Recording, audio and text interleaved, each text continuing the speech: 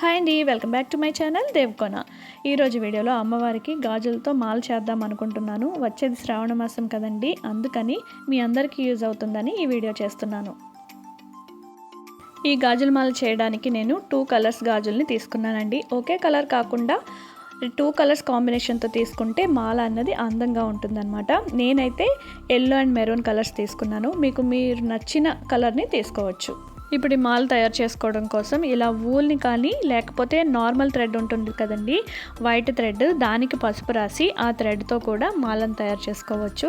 Wool thread అయితే మనకి ఎన్ని రోజులైనా కానీ తెగిపోకుండా స్ట్రాంగ్గా ఉంటుందన్నమాట. ఇప్పుడు ఈ మాలని ఎలా తయారు చేసుకోవాలో చూసేద్దామండి. ఈ గాజుల్ని నేను 3.5 డజన్లు తీసుకున్నానండి. మన దగ్గర ఉన్న ఫోటోకి గాజులు ఎన్ని సరిపోతాయి అన్నది మనం తీసుకునే థ్రెడ్ని బట్టి ఉంటుందన్నమాట. సో నాకు 3.5 డజన్లు సరిపోయాయి అనమాట. ఎల్లో గాజులు అటు ఇటు వస్తాయి కాబట్టి నేను 2 డజన్లు తీసుకున్నాను. మెరూన్ గాజులు అయితే మిడిల్లోకి కిందకు వస్తాయి అనమాట. సో నేను ఆ విధంగా చేద్దామని అనుకుంటున్నాను. ఈ ఎల్లో గాజుల్ని డజన్ తీసుకుని సపరేట్ చేసేసి రెడీగా పెట్టుకోవాలి. మళ్ళీ ఒకటి తక్కువ ఒకటి ఎక్కువ లేకుండా ఉంటాయన్నమాట. మెరూన్ గాజులు అయితే మిడిల్లో వస్తాయి కాబట్టి విడదీయాల్సిన అవసరం లేదు, ఎన్ని ఉంటే అన్ని పెట్టేసుకోవచ్చు. ఇప్పుడు థ్రెడ్ని తీసుకుందామండి. మనం ఏ థ్రెడ్ తీసుకున్నా కొంచెం వెడల్పుగానే తీసుకోవాలన్నమాట. ఈ వూల్ థ్రెడ్ని నేను డబల్ చేసి తీసుకుంటున్నాను. ఈ థ్రెడ్ని మీరు ముందుగానే ఫోటోకి మెజర్ చేసుకుని తీసుకోవాలి. తక్కువ అయితే మళ్ళీ మధ్యలో ముడివేస్తే అంత బాగుండదు. ఇప్పుడు మాలని ఎలా ప్రిపేర్ చేసుకోవాలో చూపిస్తున్నాను.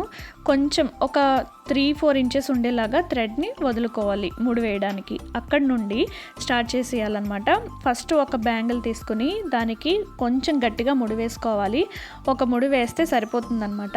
మళ్ళీ ఇంకొక గాజు తీసుకుని థ్రెడ్ లోపలికి వచ్చేటట్టు గాజుని థ్రెడ్ మీద పెట్టుకుని లోపల నుండి థ్రెడ్ని గాజులో నుండి బయటకు లాగాలన్నమాట. వీడియోని బాగా అబ్జర్వ్ చేయండి, చాలా సింపుల్ అండి ఈ మాల చేసుకోవడం. ఇప్పుడు మళ్ళీ ఆ గాజు మీద నుండి థ్రెడ్ని పెట్టుకుని మళ్ళీ గాజు లోపల నుండి థ్రెడ్ని లాగాలన్నమాట. ఇక్కడ ఒక విషయం గుర్తుపెట్టుకోవాలండి, ముడికి స్ట్రైట్గా ముడి రాకూడదు. ఫస్ట్ ముడికి కొంచెం క్రాస్గా, అంటే పైకి క్రాస్గా వచ్చేటట్టు ఈ థ్రెడ్ని తిప్పుకోవాలన్నమాట. ఫస్ట్ గాజు అలాగే మనం ఎండింగ్ గాజుకి మాత్రమే ముడి వేస్తాము, మిగతా వాటికి ఇలా టర్న్ చేసుకుంటే సరిపోతుంది. మాల అన్నది చాలా ఈజీగా చేసేసుకోవచ్చు. ఒక 2-3 గాజులు చేసేసరికి మీకు కూడా ఈజీ అయిపోతుంది అనమాట. ఇక్కడ చూసారు కదా, ముడికి స్ట్రైట్గా ముడి రాకూడదు. ఫస్ట్ ముడికి కొంచెం క్రాస్గా, అంటే పైకి క్రాస్గా వచ్చేటట్టు ఈ థ్రెడ్ని తిప్పుకోవాలన్నమాట.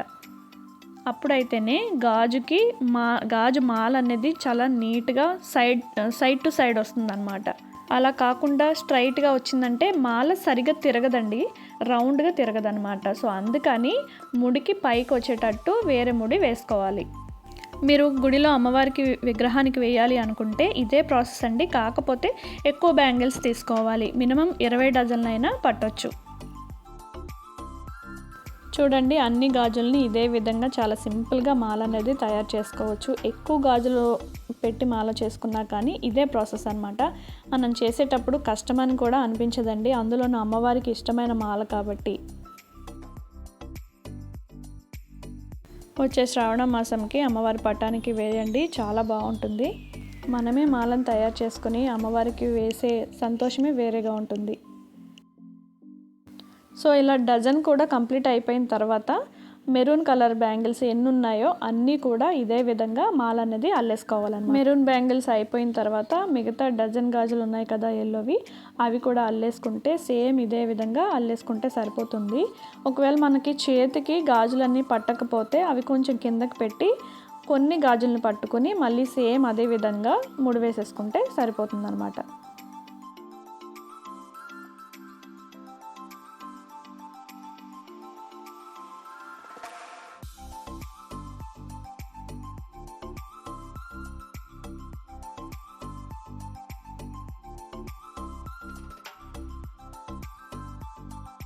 ఇప్పుడు లాస్ట్ బ్యాంగిల్ని చూడండి, సేమ్ అదే విధంగా పెట్టేసిన తర్వాత ఫస్ట్ మనం ఎలా ముడేసుకున్నామో ఆ విధంగా ఒక ముడి వేసేసుకుంటే, కొంచెం గట్టిగా ముడి వేసేసుకుంటే సరిపోతుందన్నమాట.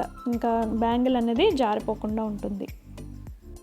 చూడండి, వీడియోలో చూపిస్తున్నట్టు ఇలా ముడి వేసేసుకుంటే సరిపోతుంది.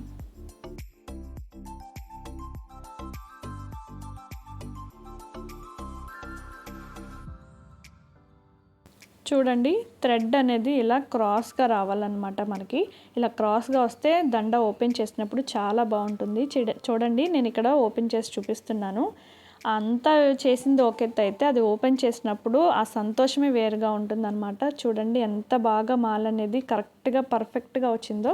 ఒకవేళ మనం గుడి దగ్గర అమ్మవారికి ఇవ్వాలి అనుకుంటే, ఆ విగ్రహానికి వేయాలి అనుకుంటే పెద్ద దండనైనా తయారు చేసుకోవచ్చండి. ఇదే ప్రాసెస్ అండి, సింపుల్గా చేసేసుకోవచ్చు. కాకపోతే ఎక్కువ గాజులు అనేది పడుతుంది. మ్యాక్సిమం ఒక 20 డజన్లైనా బ్యాంగిల్స్ అనేది పడతాయి అన్నమాట. దానికి మీరు వేరే వేరే కలర్స్ అయినా చేసుకోవచ్చు. 1, 2 కాకుండా ఒక 4, 5 కలర్స్ కలిపి మంచిగా ఇలాంటి మాల అనేది తయారు చేసుకోవచ్చు అనమాట. ఒకసారి ఇలా ట్రై చేయండి, చాలా బాగుంటుంది. ఇలాంటి యూస్ఫుల్ వీడియోస్ కోసం మన ఛానల్ని సబ్స్క్రైబ్ చేసుకోండి.